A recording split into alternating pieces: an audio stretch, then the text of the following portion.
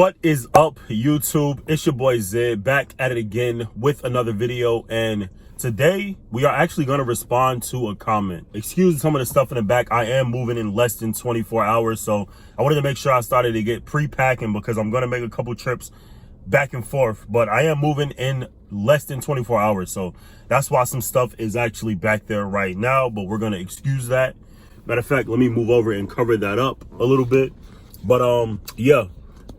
This is going to be another responding to a comment video. I enjoy doing these because I tell you guys all the time that interaction is the best way to get different video ideas. And some of the same questions that you are asking, someone else wants to know. So we're going to go ahead and get straight into that. Make sure you comment, make sure you like, make sure you subscribe before we start this video. We're almost at 4,000 subs, which is crazy to me because less than a year ago, we just hit 1,000. So make sure you keep subbing, make sure you keep subscribing, make sure you keep supporting, and I will make sure to keep getting this content out to you guys. This comment is coming from Erilyn in County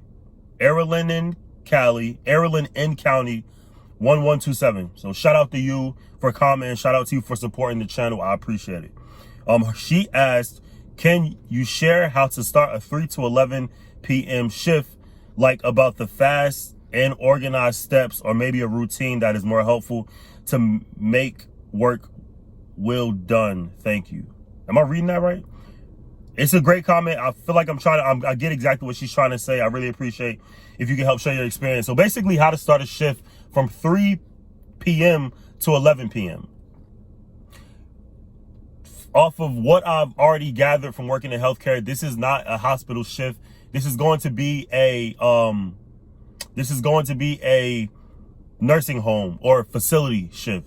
I've worked as an agency CNA for, I want to say, like 3 or 4 months before I went into the hospital. And even when I was at the hospital, I still dibbled and dabbled back with that agency. So this is definitely a shift that I am familiar with. Typically, I've only done 11 to 7 or 7 to 3. So I've worked this shift. I want to say I worked this shift maybe twice, typically. I have done a mid shift. I don't like doing them because to me, it's just too many tedious tasks. And also, like, I like to have my day, which is why I do nights now, right?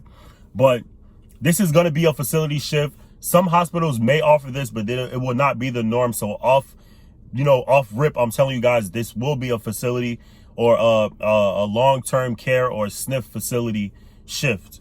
So 3 to 11, you got to think about 3 to 11.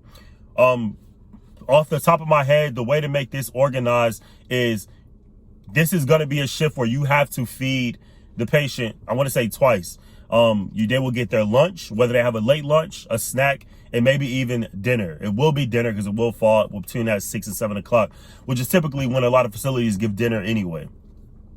A way to make this shift easy is you're coming in during the midday. They've already done most of their events or most of their activities earlier in the day, whether that be bingo, whether that be coloring, whether that be working out, taking a walk. These are all things that facilities do to keep patients and residents that are ambulatory active. These patients have already had most of their day already done. Now you're coming in to just make sure things get settled in before they go to sleep. A way to make this easy is whatever task you have to do in the beginning of the day, or whatever tasks you have to do in the bulk of the shift, go ahead and do them, because whether that be vitals, whether that be feeding a patient, whether that be ambulating a patient, whether that be bathing a patient, you want to get all that done front loaded so you can enjoy the rest of your shift, or make sure you have a decent rest of your shift so you're not rushing before you end up going home.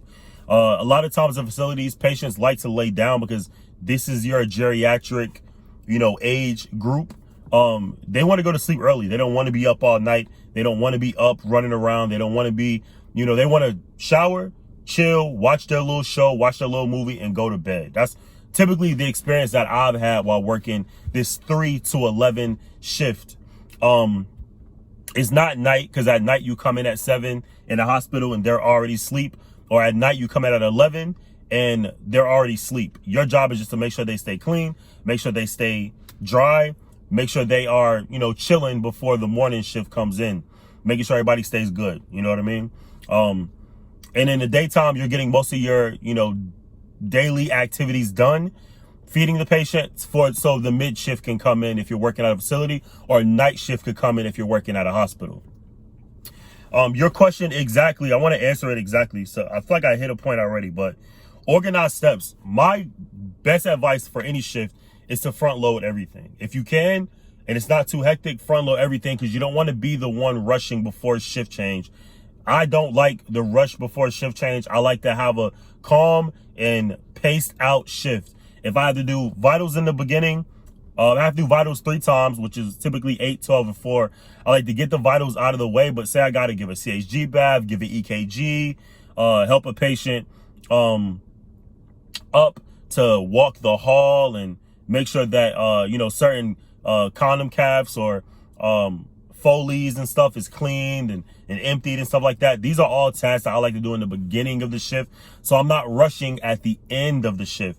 Typically, you have your patients that, will run amok right before shift change, but that's normal. That's going to happen. You can't avoid that.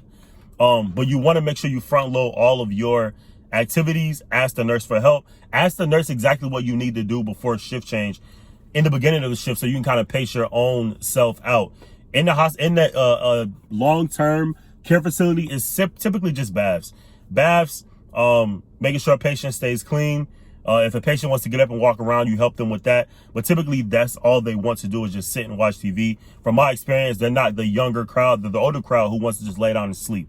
So to make that process easier, my greatest advice would be for you to get a good pace. Make sure you plan your shift accordingly to however you want to plan it.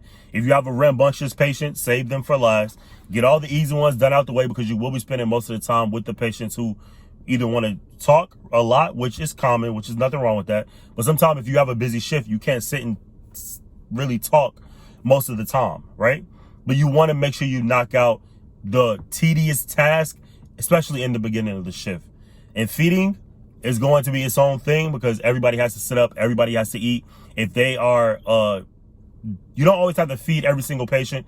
Some patients can feed themselves. They're alert, they're oriented, they can swallow easy, they don't choke. But you do have some patients that will struggle with that need to be kind of like fed to make sure that they have a good feeding experience. So these are all things that you need to be doing if you're working this 3 to 11 shift. And I hope some of these tips help, but I have a little bit more. Another one that I keep forgetting as well is, this is another one that I kind of forgot as I was speaking. I should have mentioned this first. We as CNAs have to speak to other CNAs. I've worked at facilities before where you didn't speak. You're on different halls. And I get it. You don't want to do somebody else's work. You don't want somebody else to do your work. But if you communicate, that opens the door for so many good things that happen. And I've done this before. I've worked at a facility where I was on one hall, another CNA was on another hall, and I go over there to, kind of conversate to, gain advice, a friend, whatever. And they simply just are like, oh no, it's, I'm good over here. You know what I mean? But I've had other experiences too, where we kind of meet at the nursing station while charting on patients, and they're like, oh, well, if you need help with this, like, I'll help you with this. And they're like, oh, well, I'm like, oh, well, if you need help with this, then I'll help you with this. And then boom, it makes the shift totally easier, because you have that kind of buddy to do things with.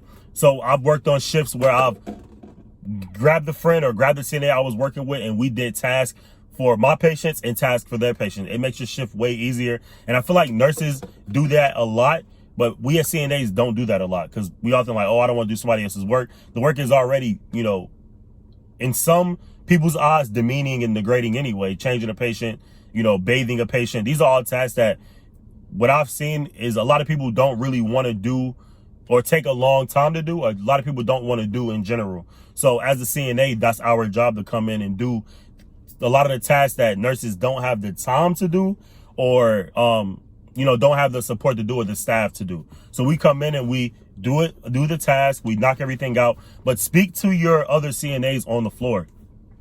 This makes my shifts way easier. This makes my shift a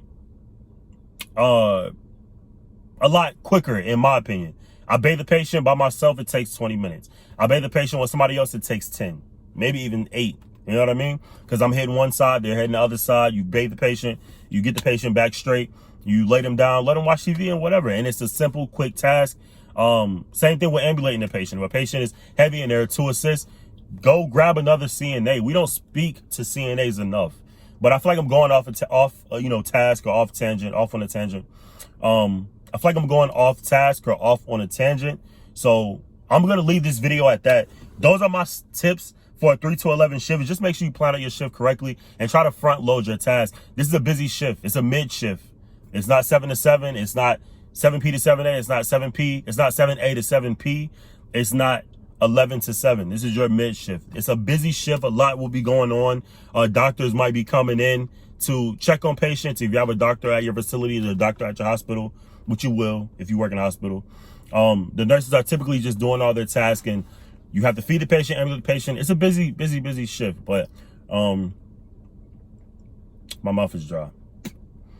But I feel like this was a good video to put. I haven't done a video on this yet, so I hope I hit some good tips. The sun is beaming on me right now, and I'm actually going to go to the gym in a little bit. So I hope this video helped.